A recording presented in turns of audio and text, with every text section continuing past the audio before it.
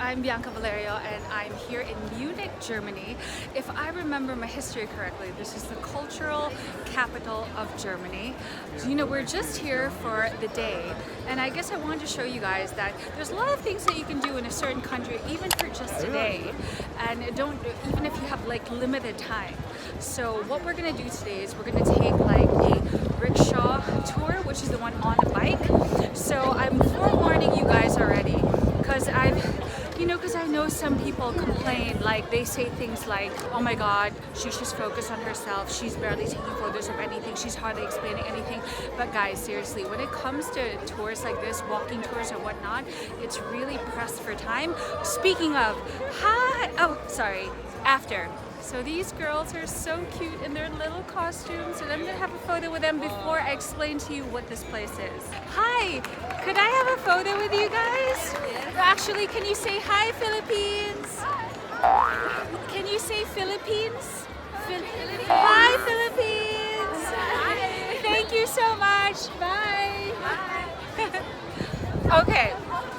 So I guess that's their national costume. So I'm here in Marienplatz, and this is pretty much like the historical center in all of Munich, at least in the Old Town.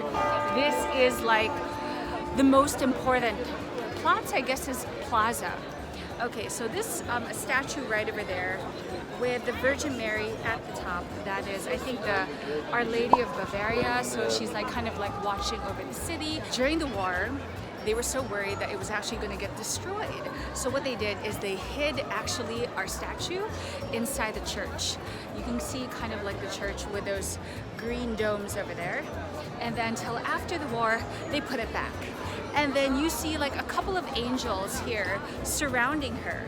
From what I can remember, all these angels are supposed to represent something, overthrowing one thing. Like a snake is supposed to signify like foreign enemies. I believe like the rooster is supposed to represent, basically they're all symbolic for something, which is kind of cool. Okay, now this building over here where everyone is taking a photo of, this was the old city hall. It's super, super beautiful. And then at the top where that green thing is, and it looks like there's like this little show with, what do you call it, like mascots. So they actually play it. It actually works, and it plays from 11 a.m. and 12 p.m. It's actually 1 p.m. right now, so we can just wonder what the performance is like. Although there is a concert that's happening right inside in this building. And then right behind me were a couple of cute guys, but they passed already. So that building over there is the original city hall. Oh no, shit, sorry. That is, oh no, did I get it wrong? Okay, this is the new city hall, and that was the original city hall. There you go, that's what I got. Guys, no, seriously, oh my god, where's my family? Okay, anyway, I am lost. I'm gonna go back to my rickshaw and we shall continue the tour. Okay, so like really quickly, so in 1933, Adolf Hitler actually went to jail because he actually tried to stage a revolution or a coup d'etat right by the square over there on the other side. Why am I walking here? Well, when he was actually in jail, he actually wrote his book. And when he got outside and eventually when he won the war, he actually built like a memorial there for the Nazis that were killed by the Bavarians, or whoever killed them. And then finally, he commanded that every person, all the people who ever passed that way would actually have to do the high Hitler side. But of course, there are people who were not agreeable to that. So what they would do, instead of going straight, they would actually turn left to the street. And then eventually the Gestapo figured out what they were trying to do. So those yellow windows up there, so the Gestapo would actually set station there, and then they would be shot.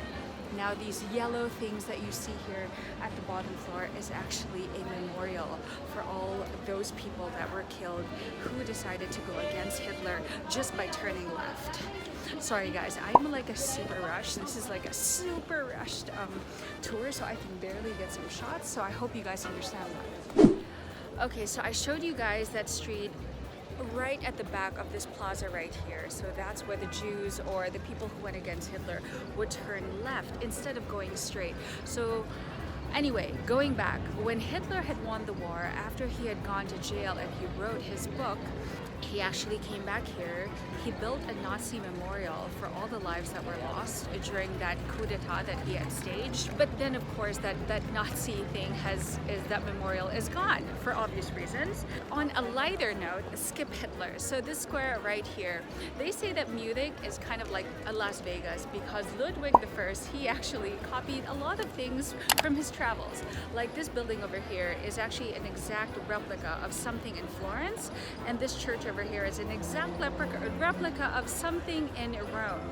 Now this building over here, well, that's not a replica, although that is the former royal palace, which is called the Residence, which is pretty much the largest castle inside a city, and now it's actually just built as a museum. And then earlier when we actually we did the bike, we had passed a National State Opera, and then that building at the center was Maximilian I, and then Maximilian wasn't actually wearing a crown. It's because his son wanted to build a statue for him, but he thought he was the true king, so he was like, I'll build you a statue, but no crown. That's why. So now we have entered the the gardens of the Residence, and the Residence is here on my left-hand side. I hope you guys can see it. Once again, I can't wander off too far from my bike, but there are 130 showrooms, and inside it's like a lot of gold. So I'm guessing it's kind of like Versailles, or kind of like a lot of European palaces and castles. And then that green dome over there, it was for a temple of Diana. So they would actually play a lot of music there for the kings. There was like, yeah, like I guess like some afternoon delight entertainment. No, not that kind of delight, but like music delight. Okay, so just to show you guys a little bit closer, rickshaws are not allowed. So Diana's temple, so even in the past when they would play music for the kings, until today that tradition still continues. If you can hear, they're actually playing the piano right now. There's still like live performances, trying to keep the tradition from the old days to the modern. Nice. Okay, so still in the gardens, and you're gonna walk by and you're gonna chance upon this beautiful mix of modern and old buildings. So this is the Chancellery, and this is where the Prime Minister actually does his office work. Now, if you know this, like I said, it's like old and new. Well, during the war, when the Allies, all those countries who really wanted to, for the Nazi Germans to surrender, they had actually damaged this. However, this middle part over here, I guess their bombs ricocheted, and it damaged the surrounding sides. And then later on, the Prime Minister at that time, Franz Josef Strauss, he wanted to rebuild it, but using something modern and with all glass. And the reason why is, he said, because it's a political building, it should symbolize transparency. And the largest irony of it all is that years later, he got caught for being corrupt. But at the same time, the Bavarian people loved him so much, it's almost like they turned a blind eye and didn't care that he did bad things, because at the same time, he did so much things for the country, for the Bavarians. So I wonder if I can say the same thing about a lot of politicians in the world. Okay, so we got off from our tour. We were asked to drop by this place. It's called Dalmer. I hope I'm saying that right. The ground floor, though, is really, really nice, because that's what I super love. Like, it's kind of like those markets where you can get to buy your food, and then you can pack it at home, and then you buy it by weight. So there's cheeses, there's wines, there's also a bar, and there's a cafe, and then there's desserts, just all these different salads. Really, really lovely. That's so my thing. As opposed to sitting down in a restaurant, you have such limited choices. Yeah, that would be nice. You can even buy food from here and then bring it with you over to the park and have a picnic. Awesome. That's much better. Okay, so we just had lunch at this also historical restaurant called Hofer der Stadtwart. God, I hope I'm saying that right. Really historical. It's also an inn, it's a restaurant, so it's like a very alfresco dining inside. I had like this ginormous salad with chanterelles. Chanterelles is a kind of mushroom. My mom had this really nice fried camembert with raspberry dressing. And then my sister had this summer pasta. Anyway, the staff was so lovely, and that's more like it. I guess that's what I want to remember Munich for. One of my favorite reasons why I come to Europe is for the selection of fruits, and it's very hard to find in the Philippines. And a lot of them are berries and cherries. Take a look at these.